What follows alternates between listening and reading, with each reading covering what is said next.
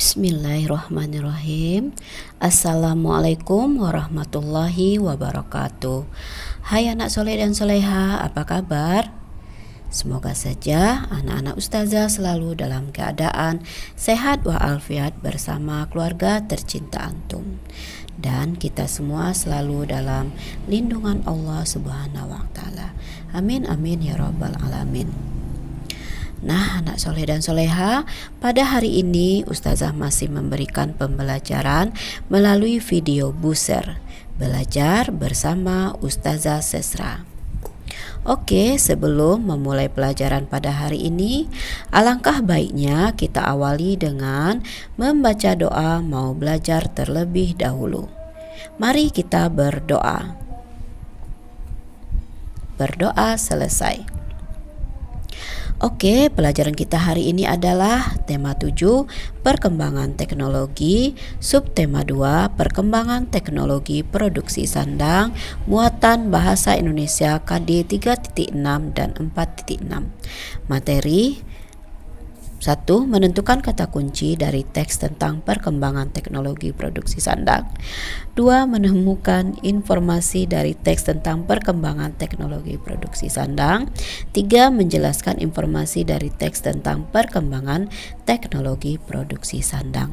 Dan keempat, menentukan kalimat utama dari teks tentang perkembangan teknologi produksi sandang.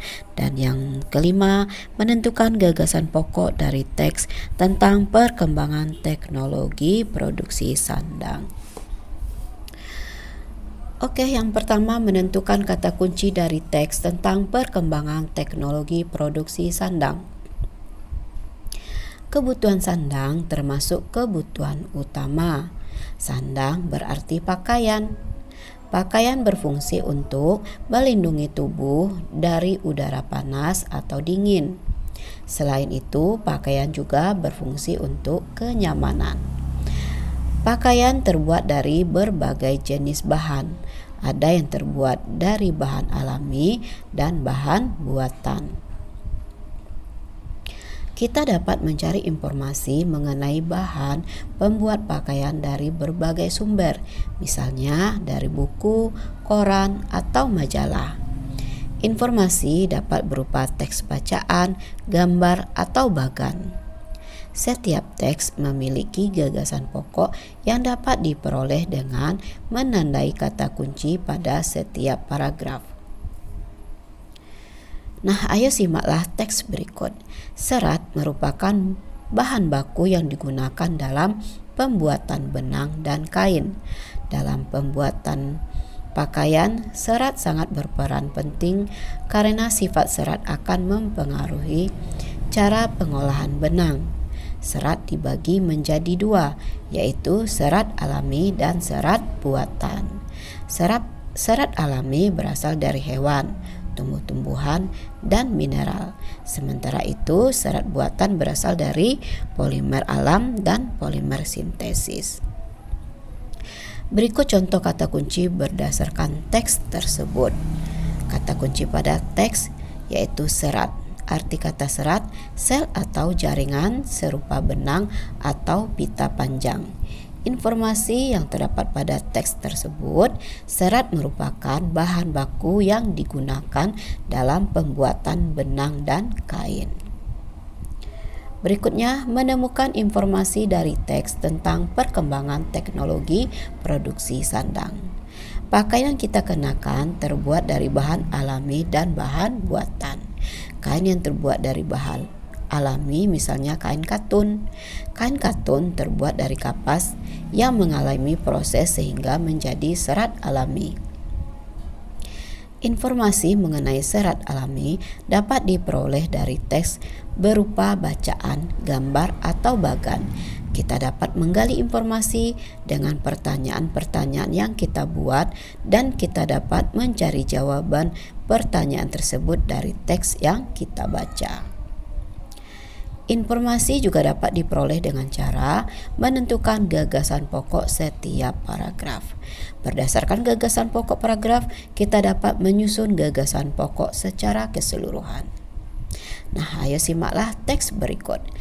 Selama ini kita menggunakan pakaian tanpa mengenali jenis-jenis bahan yang ada. Beberapa ahli dari industri tekstil mengenalkan beberapa bahan dari serat alami yang kini telah banyak beredar di pasaran. Bahan yang terbuat dari serat alami diantaranya bahan katun, sutra, linen, wool, dan kulit hewan. Bahan katun terbuat dari benang kapas, bahannya halus dan nyaman untuk dipakai. Nah, sekarang kita akan membuat pertanyaan sendiri dan jawaban berdasarkan teks tersebut. Berikut contohnya. Apa saja bahan yang terbuat dari serat alami? Nah, bahan yang terbuat dari serat alami diantaranya bahan katun, sutra, linen, wool, dan kulit hewan. Oke, berikutnya menjelaskan informasi dari teks tentang perkembangan teknologi produksi sandang. Selain bahan pakaian dari serat alami, kita juga mengenal bahan pakaian dari serat buatan. Pembuatan pakaian dari serat buatan memerlukan proses dan tahapan-tahapan tertentu. Ayo simaklah teks berikut. Serat buatan adalah serat yang bahan penyusunnya dibuat oleh manusia. Sifat-sifat umum dari serat buatan yaitu kuat dan tahan gesekan. Serat buatan manusia diantaranya rayon dan polimer sintesis atau nilon. Berikut adalah contoh menuliskan informasi berdasarkan teks tersebut. Informasi dari teks. Serat buatan adalah serat yang bahan penyusunnya dibuat oleh manusia. Serat buatan diantaranya rayon dan polimer sintesis atau nilon. Berikut menentukan kalimat utama dari teks tentang perkembangan teknologi produksi sandang. Kain sebagai bahan pakaian dihasilkan melalui berbagai tahapan proses. Misalnya, dari serat kapas sehingga dihasilkan kain tenun. Kapas dipintal menjadi benang, kemudian benang ditenun menjadi kain. Proses pembuatan kain tersebut dilakukan di pabrik-pabrik dengan menggunakan mesin dan peralatan tertentu. Produksi sandang semakin meningkat dengan ditemukannya teknologi di bidang sandang. Namun, di berbagai daerah di Indonesia, alat tenun tradisional masih dipertahankan sebagai warisan budaya tradisional. Oke, berikutnya menentukan gagasan pokok dari teks tentang perkembangan teknologi produksi sandang. Selain kain tenun tradisional, Indonesia juga memiliki warisan budaya yang sangat terkenal, yaitu kain batik. Daerah di Indonesia yang menghasilkan kerajinan kain batik, misalnya batik Solo, batik Pekalongan, batik Cirebon, dan masih banyak lagi. Informasi pada teks tentang batik dapat kita peroleh dari gagasan pokok yang terdapat di setiap paragraf. Gagasan pokok ditentukan dari kalimat utama yang terdapat di setiap paragraf. Oleh karena itu, kita harus membaca teks dengan cermat. Nah, ayo simaklah teks berikut. Batik merupakan kain khas Indonesia yang telah diakui oleh dunia. Keindahan motif batik membuat banyak orang ingin mengetahui asal-usul batik yang ada di Indonesia. Tak jarang masyarakat lokal maupun mancanegara yang belajar membatik. Kalimat utama pada teks tersebut adalah batik merupakan kain khas Indonesia yang telah diakui oleh dunia. Kalimat utama berada di awal paragraf. Gagasan pokok berdasarkan teks tersebut adalah batik merupakan kain khas Indonesia. Oke, anak soleh dan soleha, Ustazah tambahi sedikit lagi ya materinya. Selain kain batik yang merupakan kain khas Indonesia yang juga sudah terkenal dengan kekayaan keberagaman suku bangsa, yang setiap suku bangsa memiliki hasil seni budaya yang berbeda-beda. Nah, salah satunya adalah kain adat tradisional. Nah, berikut ini ada 8 kain adat tradisional Indonesia yang terkenal. Yang pertama, songket.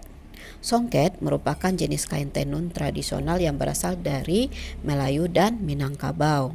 Kain songket biasanya dibuat dengan benang emas dan perak. Beberapa jenis kain songket diantaranya songket Minangkabau, songket Jambi, dan songket Palembang. Yang kedua, tenun. Tenun merupakan jenis kain yang dibuat dengan cara menyambungkan benang secara memanjang dan melintang. Tenun Indonesia menjadi favorit karena motif dan warnanya yang cantik.